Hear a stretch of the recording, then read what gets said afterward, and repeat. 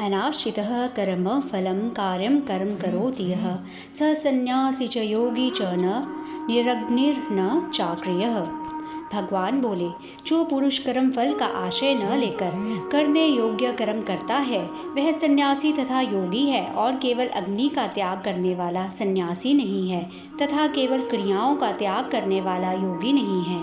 अर्थात असली संन्यास वह नहीं जो केवल बाहरी तौर पर दिखाया जाए, जैसे कि अग्निहीन रहना या किसी प्रकार की गतिविधि न करना। वास्तविक संन्यास और योग वह है जिसमें व्यक्ति अपने कर्मों के फल की चिंता किए बिना निरंतर अपने कर्तव्यों का पालन करता है। इसका अर्थ है कि व्यक्ति को निष्काम भाव से कर्म करना चाहिए। कर्म करने के बाद उसके फल की कोई अपेक्षा नहीं करनी चाहिए। ऐसा व्यक्ति जो बिना किसी फल की इच्छा से कर्म करता है वही सच्चा योगी और सन्यासी कहलाने का अधिकारी है। भगवान का यह उपदेश कर्म योग के महत्व को समझाता है और यह बताता है कि संन्यास और योग का सही अर्थ क्या है। यह केवल कर्मों से विरक्ति नहीं है, बल्कि निष्काम भाव से कर्म करना है। यम संन्यासमिति प्राहुर योगम तम विद्धि पांडव न हयसन्यस्त संकल्पो योगी भवति कश्चन। भगवान कह रहे हैं, सच्चा संन्यास और योग दोनों ही एक ही साधना के दो पहलू हैं। जो व्यक्ति अपने मन के संकल्पों और इच्छाओं का त्याग कर देता है वही असल में सन्यासी और योगी कहलाने का अधिकारी होता है। यहाँ संकल्प का मतलब मन की इच्छाओं और भोगों की लालसा से है। संन्यास का अर्थ है भौतिक वस्तुओं और इंद्रियों के सुख से दूरी बनाना, लेकिन यह मात्र बाहरी रूप से नहीं होना चाहिए। असली संन्यास मन के स्तर पर होता है, जहाँ व्यक्ति अपने मन की इच्छाओं को नियंत्रित कर लेता है। और योग का भी यही अर्थ है, मन और इंद्रियों का संयम और आत्मा से एकात्मकता की प्राप्ति। इसलिए जो व्यक्ति मन की इच्छाओं का त्याग नहीं कर पाता वह न तो सच्चा सन्यासी हो सकता है न ही योगी। मन को एकाग्र करके परमात्मा से जुड़ना ही योग का सच्चा स्वरूप है और यही संन्यास की परिभाषा भी है। योग और संन्यास में कोई भिन्नता नहीं है। संन्यास वस्तुतः योग का ही एक रूप है। जो व्यक्ति मन के संकल्पों को त्याग देता है वही सच्चा योगी बन सकता है। आरुरुक्षोर मुनेर्योगम कर्म कारण मुच्यते योगारूढ़स्य तस्यैव शमः कारण मुच्यते। योग में आरूढ़ होने की इच्छा वाले मननशील पुरुष के लिए योग की प्राप्ति में निष्काम भाव से कर्म करना ही हेतु कहा जाता है, और योगारूढ़ हो जाने पर उस योग रूढ़ पुरुष का जो सर्व संकल्पों का अभाव है वही कल्याण में हेतु कहा जाता है। इस श्लोक में श्री कृष्ण दो प्रकार के साधकों के लिए मार्गदर्शन देते हैं, जो योग की साधना की शुरुआत कर रहे हैं और जो पहले से ही योग में स्थिर हो चुके हैं। जो मनुष्य योग में आरूढ़ होना चाहता है, यानी जो योग की साधना की शुरुआत करना चाहता है, ऐसे साधक के लिए कर्म योग का पालन करना महत्वपूर्ण है। इसका अर्थ यह है कि प्रारंभिक साधक को निस्वार्थ भाव से अपने कर्तव्यों का पालन करना चाहिए। कर्म योग के माध्यम से साधक अपने मन को शुद्ध करता है और उसे योग के उच्च स्तरों के लिए तैयार करता है। और योग रूढ़ मनुष्य जो पहले से ही योग में स्थिर हो चुका है, यानी जिसने पहले ही ध्यान और आत्म संयम में निपुणता प्राप्त कर ली है, ऐसे साधक के लिए मन की शांति का अभ्यास करना महत्वपूर्ण है। इसका अर्थ यह है कि उसे बाहरी गतिविधियों से हटकर अपने मन को शांत करना चाहिए और ध्यान में स्थिर रहना चाहिए।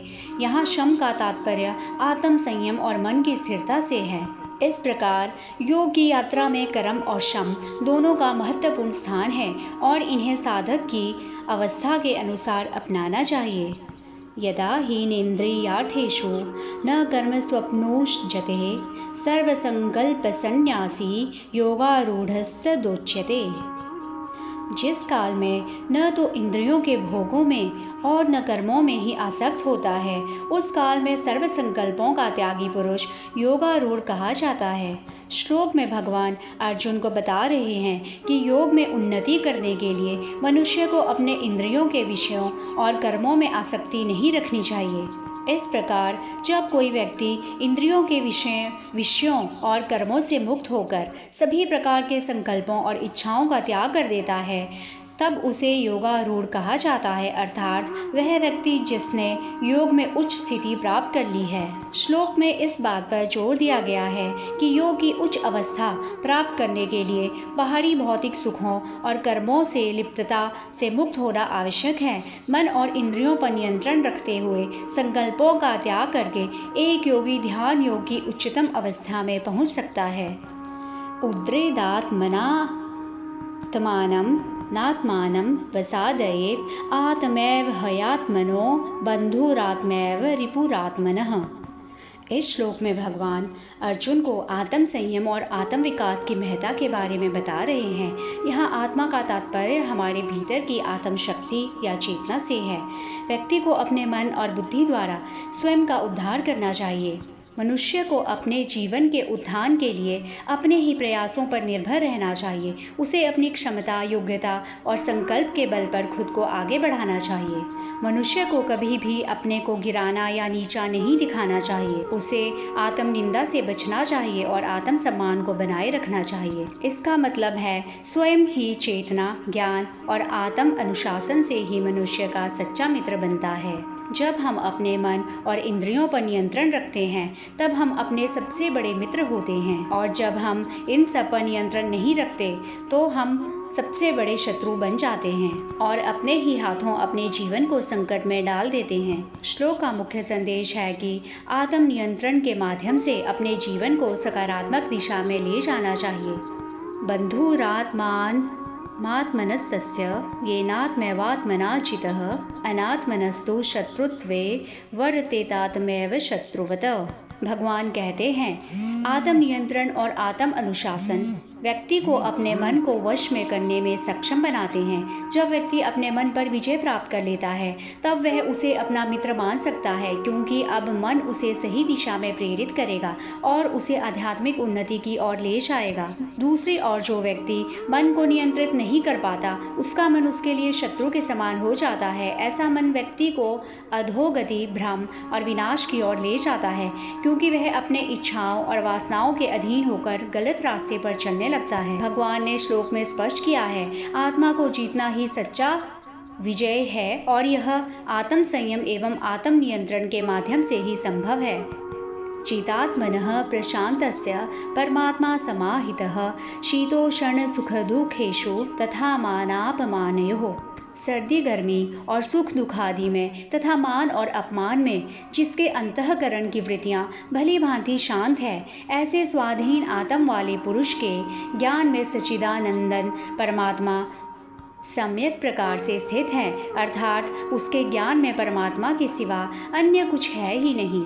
अर्थात ऐसे व्यक्ति के लिए ईश्वर सदैव उसके हृदय में वास करते हैं। इस प्रकार भगवान अर्जुन को सिखा रहे हैं, आत्म संयम और मन की शांति के माध्यम से ही एक व्यक्ति ईश्वर के निकट रह सकता है, चाहे बाहरी दुनिया में परिस्थिति कोई भी क्यों ना हो। ज्ञान विज्ञान तृप्तात्मा कूटस्थो विजितेन्द्रियः युक्तः इत्युच्यते योगी समलोष्टाशम कांचनः। जिसका अंतःकरण ज्ञान विज्ञान से तृप्त है, जिसकी स्थिति विकार रहित है, जिसकी इंद्रियां भली भांति जीती हुई हैं और जिसके लिए मिट्टी, पत्थर और सुवर्ण समान है, वह योगी युक्त अर्थात भगवत प्राप्त है, ऐसे कहा जाता है। इस स्थिति में व्यक्ति बाहरी भौतिक सुखों और भोगों से ऊपर उठ जाता है और किसी भी प्रकार के लालच या मोह में नहीं फंसता। योगी के लिए सोना, पत्थर और मिट्टी समान है और वह इनकी महत्ता को नहीं समझता और इनसे प्रभावित भी नहीं होता। इस प्रकार योगी सच में युक्त कहलाता है, जो स्वयं के साथ और ईश्वर के साथ जुड़ा हुआ है। सुहृन् मित्रार्युदासीन मध्यस्थद्वेष्य बन्धुशः साधुष्वपि च पापेषु संबुद्धिर्विशिष्यते। भगवान कहते हैं, सच्चा योगी अपने मन में सभी के प्रति समान दृष्टिकोण रखता है, चाहे वह सच्चा मित्र हो, शत्रु हो, उदासीन हो, पक्षपाती हो, घृणा करने वाला हो या फिर कोई प्रियजन हो, सभी के प्रति उसकी दृष्टि समान होती है। यहाँ तक कि साधु या पापी दोनों के प्रति भी उसकी दृष्टि समान होती है। वह समदर्शिता उसे विशेष बनाती है। इस प्रकार का दृष्टिकोण ही एक योगी को विशिष्ट बनाता है और यही उसकी योग्यता का प्रमाण है। योगी युज्यीत सततमात्मानं रहसि स्थितः एकाकी यत चित्तात्मा निराशीर्परिग्रहे।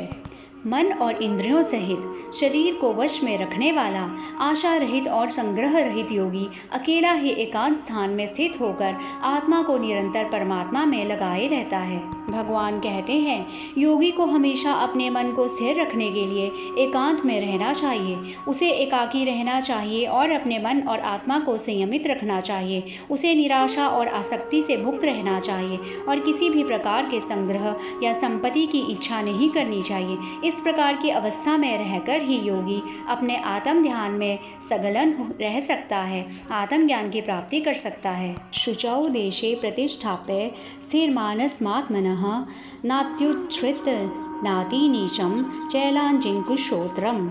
शुद्ध भूमि में जिसके ऊपर क्रमशः कुशा, मृगछाला और वस्त्र बिछे हैं, जो न बहुत ऊंचा है और न बहुत नीचा, ऐसे अपने आसन को स्थिर स्थापन करके योग का अभ्यास करना चाहिए। अर्थात योगी को एक शुद्ध और पवित्र स्थान पर अपना आसन स्थापित करना चाहिए। यह आसन स्थिर होना चाहिए, न तो बहुत ऊंचा न ही बहुत नीचा। आसन के लिए चादर, मृगचर्म और कुशा घास का उपयोग किया जाना चाहिए, जिससे आसन को स्थिरता और पवित्रता मिलती है। यह आसन ध्यान की अवस्था को बनाए रखने में सहायक करता है। तत्रैकाग्रं मनः कृत्वा यत् चिन्तेन्द्रियक्रियः उपविश्यासने युज्यादोगमातं विशुद्धये। उस आसन पर बैठकर चित्त और इंद्रियों की क्रियाओं को वश में रखते हुए मन को एकाग्र करके अंतःकरण की शुद्धि के लिए योग का अभ्यास करना चाहिए। समं कायशीरोग्रीवं धारयञ्चलं स्थिरः संप्रेक्ष्य नासिकाग्रं स्वं दिशश्चानवलोक्यन्। श्लोक में योग की स्थिति को समझाया गया है। बताया गया है कि ध्यान की स्थिति में योगी को अपने शरीर, सिर और गर्दन को स्थिर और एक सीध में रखना चाहिए। योगी को अपनी नाक के अग्रभाग पर ध्यान केंद्रित करना चाहिए और दिशाओं को न देखना चाहिए।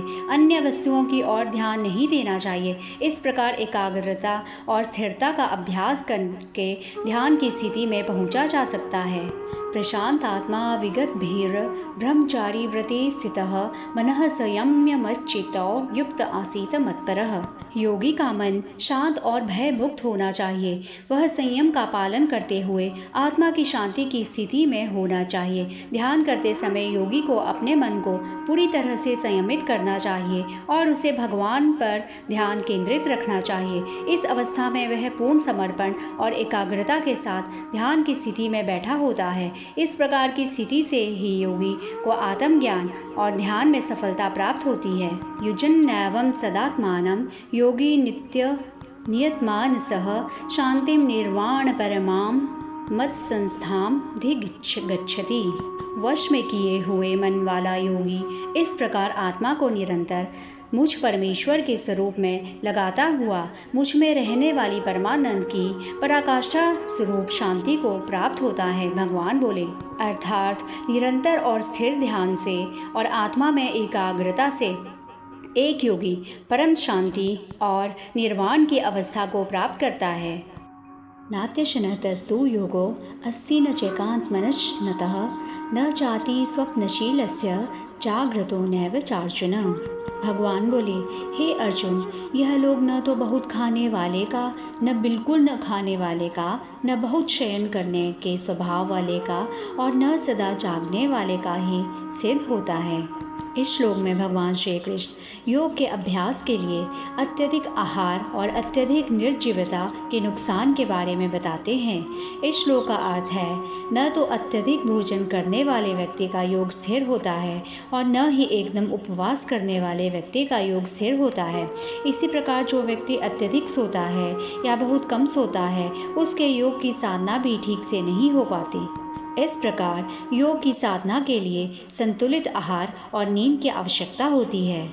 युक्ताहार विहारस्य युक्त चेष्टस्य कर्मसु युक्त स्वप्नावबोधस्य योगो भवति दुःखः। दुखों का नाश करने वाला योग तो यथा योग्य आहार विहार करने वालों का, कर्मों में यथा योग्य चेष्टा करने वालों का और यथा योग्य सोने तथा जागने वालों का ही सिद्ध होता है। अर्थात योगी को अपने आहार और जीवन शैली में संतुलन बनाए रखना चाहिए। इसका मतलब उचित और संतुलित प्रयास करने वाले व्यक्ति के लिए कर्मों में संतुलन और समर्पण आवश्यक है। इस प्रकार ऐसे व्यक्ति के लिए योग दुखों को समाप्त करने वाला होता है। भगवान श्री कृष्ण स्पष्ट करते हैं कि योगी का ध्यान और साधना तभी सफल होती है जब वह अपने जीवन में संतुलन और अनुशासन बनाए रखे। यदा विनीयतं चेतमात् मन्येवावतिष्ठते निःस्पृहः सर्वकामेभ्यो युक्त इत्युच्यते तदा। जब किसी व्यक्ति का मन पूरी तरह से नियंत्रित और स्थिर हो जाता है और वह अपनी आत्मा में ही तल्लीन रहता है, तब वह युक्त यानी साधक कहलाता है। ऐसा व्यक्ति हर प्रकार की बाहरी इच्छाओं और आकर्षणों से मुक्त हो जाता है और उसकी मानसिक स्थिति आत्म नियंत्रण की अवस्था में रहती है। उस व्यक्ति का पूरा मन आत्म में स्थित रहता है। तब वह अपने स्वयं के अंदर की शांति और संतुलन को महसूस करता है। यथा दीपो निवातस्थो नैंगते स्वपमा संवृता योगिनो यत चित्तस्य युज्यतो योगमात्मनः। जिस प्रकार वायु रहित स्थान में स्थित दीपक चलायमान नहीं होता, वैसे ही उपमा परमात्मा के ध्यान में लगे हुए योगी के जीते हुए चित्त की कही गई है। श्लोक के माध्यम से श्री कृष्ण ने स्पष्ट किया है कि ध्यान की सफलता का मुख्य पहलू मन की स्थिरता है, जो ध्यान के अभ्यास द्वारा प्राप्त होती है। यत्रोपरमते चितं निरुद्धं योग सेवया यत्र चैवात्मनात्मानं पश्यन्नात्मनि तुष्यति। जहाँ चित्त पूरी तरह से स्थिर और नियंत्रित होता है और व्यक्ति अपनी आत्मा को आत्मा में देखता है और आत्म संतोष प्राप्त करता है। यहाँ पर ध्यान और योग की सेवा द्वारा मन और आत्मा के एकत्व का अनुभव होता है। सुखमात्यन्तिकं यत् बुद्धिग्राह्य मतेन्द्रिय वेति यत्र न चैवायं स्थितश्चरति तत्त्वतः। सच्चे सुख की अनुभूति उस अवस्था में होती है जिसे बुद्धि से समझा जा सकता है और जो इंद्रियों से परे होती है। जहाँ व्यक्ति स्थिर रहता है और कभी भी तत्वतः हिलता नहीं है, वहाँ सच्चे सुख की पहचान होती है। यम लब्ध्वा चापरं लाभं मन्यतेनाधिकं ततः यस्मिन् स्थितो न दुःखेन गुरुणापि विचाल्यते। जो योगी परमात्मा की प्राप्ति रूप जिस लाभ को प्राप्त होकर उसे अधिक दूसरा कुछ भी लाभ नहीं मानता और परमात्मा प्राप्ति रूप जिस अवस्था में स्थित योगी बड़े भारी दुख से भी चलायमान नहीं होता, वही सच्चा योगी होता है। वह योगी दुख और सुख से प्रभावित नहीं होता, भले ही गुरु भी उसे विचलित न कर सके। इससे योग द्वारा प्राप्त योग कहते हैं। तम विद्यात् दुख संयोग वियोगम योग संगीतम स निश्चयेन युक्तव्यो योगो निर्वीण चेतसा। श्लोक में कहा गया है कि जिस अवस्था में व्यक्ति दुख के संग से मुक्त हो जाता है और जिसे योग कहा जाता है, वह अवस्था एक अद्वितीय स्थिति है। योग की साधना से ही व्यक्ति इस मुक्ति को प्राप्त करता है और यह सच्चे दुख और शांति की प्राप्ति का मार्ग है। संकल्प प्रभ वानकामां स्थयकत्वा सर्वान् शेषतः मनसवेन्द्रियग्रामं विनियम्य समन्ततः। भगवान कह रहे हैं, योग को पूर्ण निष्ठा और दृढ़ संकल्प के साथ अपनाना चाहिए। यह एक ऐसी साधना है जिसे निरंतरता और संकल्प के साथ किया जाना चाहिए, तभी इसका पूरा लाभ प्राप्त होता है। संकल्प और इच्छाओं का मन पर प्रभाव होता है, इसलिए इन्हें छोड़कर एकाग्रता से ध्यान लगाना आवश्यक है। मन और इंद्रियों के समूह को सभी दिशाओं से नियंत्रण में लाना योग की महत्वपूर्ण प्रक्रिया है, ताकि ध्यान की गहराई में स्थिरता बनी रहे। यहाँ बतलाया गया है कि योग का अभ्यास केवल संकल्प और निष्ठा से ही सफल होता है और इसके लिए मन और इंद्रियों की पूरी तरह नियंत्रित करना आवश्यक है। शनैः शनैः रूपमेद बुद्ध्या धृति गृहीतया आत्म संस्थं मनः कृत्वा न किंचिदपि चिंतयेत्। भगवान कहते हैं कि व्यक्ति को ध्यान के समय धीरे धीरे अपनी सोच को स्थिर करना चाहिए।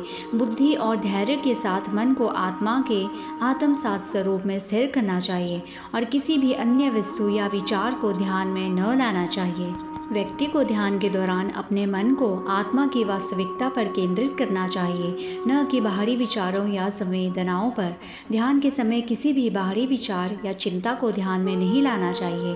पूरी तरह से ध्यान की वस्तु पर ध्यान केंद्रित रखना चाहिए और किसी भी अन्य विचार को न आने दें। यतो यतो निश्चरति मनश्चञ्चलमस्थिरं तत्सत्तो नियम्ये तदात्मन्येव वशं नयेत्। जब जब मन ध्यान के दौरान चंचल हो जाता है और स्थिरता से हट जाता है, तब तब यह संकेत होता है कि मन अपनी चंचलता और अशांति की ओर प्रवृत्त हो रहा है। ऐसे समय साधक को चाहिए कि वह अपने मन को पुनः नियंत्रित करे और उसे आत्मा के वश में लाने का प्रयास करे। इसका मतलब है कि ध्यान के अभ्यास में मन की दिशा और ध्यान केंद्रित करने के लिए उसे बार बार नियंत्रण में लाना पड़ता है।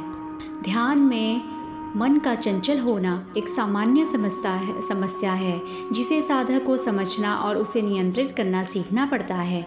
जब भी मन अपनी स्थिरता खोता है और इधर उधर भटकता है, साधक को यह ध्यान रखना चाहिए कि उसे पुनः अपने लक्ष्य की ओर लाया जाए।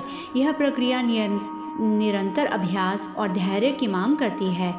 हर बार जब मन भटकता है, साधक को उसे आत्मा के प्रति जागरूकता और समर्पण की ओर लाना चाहिए, ताकि ध्यान की स्थिति स्थिरता बनी रहे। प्रशांत मनसं ह्येनं योगिनं सुखमुत्तमम् उपैति शान्तरजसं ब्रह्मभूतं कलशमशम्। क्योंकि जिसका मन भली प्रकार शांत है, जो पाप से रहित है और जिसका मन रजोगुण शांत हो गया है, ऐसे इस सच्चिदानंदन ब्रह्म के साथ एक ही भाव हुए योगी को उत्तम आनंद प्राप्त होता है और ईश्वर के दिव्य अस्तित्व के साथ मिल जाता है, जिससे वह सभी पापों और दोषों से मुक्त हो जाता है। युच्चनैवं सदात्मानं योगी विगत कलमशः सुखेन ब्रह्म संस्पर्श मतयंतम सुखमश्नुते। वह पाप रहित योगी इस प्रकार निरंतर आत्मा को परमात्मा में लगाता हुआ सुखपूर्वक परब्रह्म परमात्मा की प्राप्ति रूप अनंत आनंद का अनुभव करता है। श्लोक हमें शिक्षा देता है कि ध्यान और साधना के माध्यम से जब व्यक्ति अपने आप को शुद्ध कर लेता है और ईश्वर की अनुभूति करता है, तब वह सबसे महान और सच्चे सुख का अनुभव करता है। सर्वभूतस्थमात्मानं सर्वभूतानि चात्मनि इक्षते योग युकातात्मा सर्वत्र समदर्शन। जब एक व्यक्ति ध्यान और योग की साधना में पूर्ण होता है, तो वह सभी जीवों में एक ही परमात्मा का दर्शन करता है और उसे सभी प्राणियों में समानता का अनुभव होता है। वह किसी भी प्राणी को अलग नहीं मानता, बल्कि सभी में एक ही दिव्य तत्व का अनुभव करता है। यह स्थिति एक आदर्श योगी की होती है, जो हर जीव और वस्तु में समानता और दिव्यता को देखता है। यो मां पश्यति सर्वत्र सर्वं च मयि पश्यति तस्याहं न प्रणश्यामि स च मे न प्रणश्यति। जो पुरुष संपूर्ण भूतों में सबके आत्म रूप मुझ वासुदेव को ही व्यापक देखता है और संपूर्ण भूतों को मुझ वासुदेव के अंतर्गत देखता है, उसके लिए मैं अदृश्य नहीं होता और वह मेरे लिए अदृश्य नहीं होता। भगवान बोले, अर्थात वो व्यक्ति मुझे कभी खोता नहीं और मैं भी उसे कभी खोता नहीं। जो व्यक्ति हर स्थान और हर वस्तु में भगवान की उपस्थिति को महसूस करता है, वह वास्तव में भगवान के सत्य स्वरूप को समझता है। वह व्यक्ति हर चीज़ में भगवान का दर्शन करता है, न कि केवल विशेष स्थानों या परिस्थितियों में। जब कोई भक्त इस प्रकार की दृष्टि रखता है, तो भगवान और भक्त के बीच संबंध स्थायी और अटूट हो जाता है। ऐसे भक्त के लिए भगवान कभी भी दूर नहीं होते और भगवान भी इस भक्त को कभी भी खोते नहीं हैं। सर्वभूतस्थितं यो मां भजत्येकत्वमास्थितः सर्वथा वर्तमानोऽपि स योगी मयि वर्तते। भगवान कहते हैं कि जो व्यक्ति सर्वभूत स्थित यानी सभी प्राणियों में समाहित मेरे स्वरूप को भजता है और एकत्व की स्थिति में रहता है, वह हर स्थिति में योगी होता है और मुझ में स्थित रहता है। इसका तात्पर्य है कि व्यक्ति सभी प्राणियों में अर्थात संपूर्ण सृष्टि में भगवान के स्वरूप को देखता है और समझता है। वह एक सच्चा भक्त है। चाहे वह किसी भी स्थिति में हो, कभी भी उसका योग और भक्ति एक समान रहती है। जो हर स्थिति में मेरे साथ स्थित रहता है और समर्पण की भावना से भरा रहता है, वास्तव में मुझ में ही रहता है। आत्मोपम्येन सर्वत्र समं पश्यति यो अर्जुन, सुखम वा यदि वा दुखम स योगी परमो मतः। हे अर्जुन, जो योगी अपनी भांति संपूर्ण भूतों में अपनापन देखता है और सुख अथवा दुख को भी सब में अपनापन देखता है, वह योगी परम श्रेष्ठ माना गया है। इस प्रकार भगवान स्पष्ट करते हैं, योग की सबसे ऊंची स्थिति वह है जिसमें मनुष्य सभी भौतिक सुख दुख को समान रूप से देखता है और आत्मा की सत्यता को समझता है। इस प्रकार योगी की पहचान उसकी इस समदृष्टि में निहित है। योऽयं योगस्तव्या प्रोक्तः सम्येन मधुसूदन, ऐत्स्याहं न पश्यामि चंचलत्वात् स्थितिं स्थित्राम्। अर्जुन बोले, जो ध्यान योग आपने हमें बताया उसमें स्थिरता और समता की स्थिति कैसे होती है। अर्जुन व्यक्त कर रहे हैं कि वे इस योग की स्थिरता को देख नहीं पा रहे हैं क्योंकि उनका मन बहुत चंचल और अस्थिर है। वे भगवान से जानना चाहते हैं, इस ध्यान योग में स्थिरता प्राप्त करने के लिए क्या उपाय किए जा सकते हैं और इसके अभ्यास से जुड़ी कठिनाइयों को कैसे पार किया जा सकता है। चंचलम ही मनः कृष्ण प्रमाथि बलवदृढ़ं, तस्याहं निग्रहं मन्ये वायोरीव सुदुष्करम्। अर्जुन बोले, क्योंकि हे कृष्ण, यह मन बड़ा चंचल प्रमथन स्वभाव वाला है, बड़ा दृढ़ और बलवान है, इसलिए इसको वश में करना मैं वायु को रोकने की भांति अत्यंत दुष्कर मानता हूँ। श्लोक का मुख्य संदेश यह है कि मन की स्थिरता प्राप्त करना और उसे वश में करना एक बहुत कठिन कार्य है और इसके लिए निरंतर अभ्यास और समर्पण की आवश्यकता होती है। असंचय महाबाहो मनोदुर्निग्रहं चलम अभ्यासेन तु कौन्तेय वैराग्येण च गृह्यते। भगवान बोले, हे अर्जुन, निसंदेह मन चंचल और कठिनता के इसके वश में होने वाला है, परंतु हे अर्जुन, यह अभ्यास और वैराग्य से वश में होता है। मन को नियंत्रित करने के लिए निरंतर अभ्यास आवश्यक है। ध्यान और साधना की प्रक्रिया को नियमित रूप से अपनाना होगा। केवल एक बार की कोशिश से सफलता नहीं मिलेगी। मन को स्थिर रखने के लिए केवल अभ्यास नहीं बल्कि वैराग्य भी आवश्यक है। यह हमें भौतिक आकर्षणों और इच्छाओं से अलग कर मन की शांति और स्थिरता प्राप्त करने में मदद करता है। अंस्यतात्मना योगो दुष्प्राप इति मे मतिः, वश्यात्मना तु यतता शक्यो अवाप्तुमुपायतः। भगवान श्लोक के माध्यम से स्पष्ट करते हैं कि योग और ध्यान की सिद्धि प्राप्त करने के लिए आत्मा का संयम और मन का नियंत्रण आवश्यक है। जिसके मन और इंद्रियां असंतुलित होती हैं, उनके लिए योग कठिन होता है, जबकि संयमित और नियंत्रित आत्मा वाले व्यक्ति के लिए योग की सिद्धि सरल है। अयतिः श्रद्धयोपेतो योगाच्चलित मानसः अप्राप्य योग संसिद्धिं काम गतिं कृष्ण गच्छति।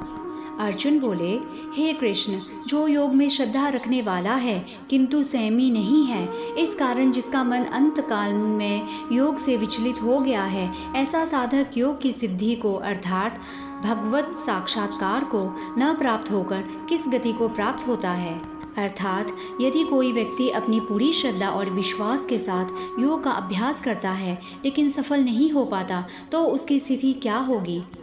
कच्चिनो भय विभ्रष्ट छिन्ना भ्रमी वनश्यति अप्रतिष्ठो महाबाहो विमूढ़ो भ्रमणः पथि। इस श्लोक में भगवान श्री कृष्ण अर्जुन से प्रश्न करते हैं कि ध्यान और साधना के मार्ग पर चलने वाले व्यक्ति के साथ क्या होता है यदि वह इस मार्ग पर पूरी तरह से स्थापित नहीं हो पाता। क्या वह व्यक्ति उसी तरह खो जाता है जैसे कि एक चांद के बिना आकाश में तैरती चांदनी के बिना खोई हुई चांदनी की तरह होता है। एतन्मे संचयं कृष्ण छेतु मर्हस्य शेषतः त्वदन्यः संचयस्यास्य छेता न हयुपपद्यते। अर्जुन बोले, मेरे इस संचय को संपूर्ण रूप से खत्म करने के लिए आप ही योग्य हैं, क्योंकि आपके सिवा दूसरा इस संचय का छेदन करने वाला मिलना संभव नहीं है। इस श्लोक में अर्जुन की श्रद्धा और विश्वास की गहराई को दर्शाया गया है, जिसमें वे मानते हैं कि केवल भगवान ही उनके संदेह और कठिनाइयों का समाधान कर सकते हैं। पार्थ नैवेह नामुत्र विनाशस्तस्य विद्यते न हि कल्याणकृतकश्च दुर्गतिम तात गच्छति। भगवान बोले, उस पुरुष का न तो इस लोक में नाश होता है और न परलोक में ही, क्योंकि आत्मोद्वार के लिए अर्थात भगवत प्राप्ति के लिए कर्म करने वाला कोई भी मनुष्य दुर्गति को प्राप्त नहीं होता। भगवान स्पष्ट कर रहे हैं, योग और साधना के मार्ग पर चलने वाला व्यक्ति कभी भी हानि नहीं देखता। वह हमेशा ऊंचाई की ओर अग्रसर होता है और कभी भी बुरी स्थिति का सामना नहीं करता। प्राप्य पुण्य कृताम लोका लुषित्वा शाश्वतिः समा शुचीनाम श्रीमताम गेहे योग भ्रष्टो अभिजायते। एक व्यक्ति जो योग के मार्ग में संघर्ष करता है और असफल होता है, उसे ऐसे पुण्यात्माओं की दुनिया प्राप्त होती है जिन्होंने अपने अच्छे कर्मों से उच्च लोकों का अनुभव किया है। इस श्लोक के माध्यम से यह सिखाया गया है कि योग की साधना और उसकी कठिनाइयाँ व्यर्थ नहीं जाती। असफलता के बावजूद व्यक्ति को एक अच्छा और धार्मिक जीवन जीने का अवसर मिलता है और उसकी साधना से प्राप्त पुण्य उसे पूर्व जन्म के लाभ पहुँचाते हैं। अथवा योगिनामेव कुले भवति धीमात्मा ऐत्वदि दुर्लभंतरम लोके जन्म यदि दृश्यम। वैराग्यवान पुरुष उन लोकों में न जाकर ज्ञानवान योगियों के ही कुल में जन्म लेता है, परंतु इस प्रकार का जो यह जन्म है सो संसार में निसंदेह अत्यंत दुर्लभ है। यह स्थिति उन लोगों के लिए विशेष होती है जिनके पास उच्चतम योग साधना की समझ और कौशल होता है। श्लोक यह दर्शाता है कि पिछले जीवन की साधना का फल एक अच्छे परिवार में जन्म लेने के रूप में मिलता है। यह श्लोक योग साधना की महत्वपूर्णता और उसकी दुर्लभता को उजागर करता है। तत्र तं बुद्धि संयोगम लभते पार्व देहिकम यतते च ततो भूयः संसिद्धो कुरु नंदन। अर्थात उसे अपनी पूर्व जन्म की तपस्या और साधना का फल प्राप्त होता है। ऐसे व्यक्ति को भूतकाल के कर्मों और साधना के कारण पूर्व जन्म का पुण्य मिलता है। इसके बाद जब वह व्यक्ति और अधिक प्रयास करता है और कठिन साधना करता है तो उसे सिद्धि प्राप्त होती है। यह श्लोक बताता है कि साधना की यात्रा निरंतर होती है और पूर्व जन्म की साधना का प्रभाव वर्तमान जीवन में भी देखा जा सकता है। पूर्वाभ्यासेन तैनेव ह्रियते हायवशो अपि सह जिज्ञासुरपि योगस्य शब्द ब्रह्म वर्तते। जन्म लेने वाला योग भ्रष्ट पुरुष श्रीमानों के घर में जन्म लेने वाला योग भ्रष्ट पराधीन हुआ भी उस पहले के अभ्यास से ही निसंदेह भगवान की ओर आकर्षित किया जाता है तथा संबुद्धि रूप योग का जिज्ञासु भी वेद में कहे हुए सकाम कर्मों के फल को उल्लंघन कर जाता है। श्लोक यह स्पष्ट करता है कि ध्यान योग की साधना के लिए निरंतर प्रयास और अभ्यास बहुत महत्वपूर्ण है।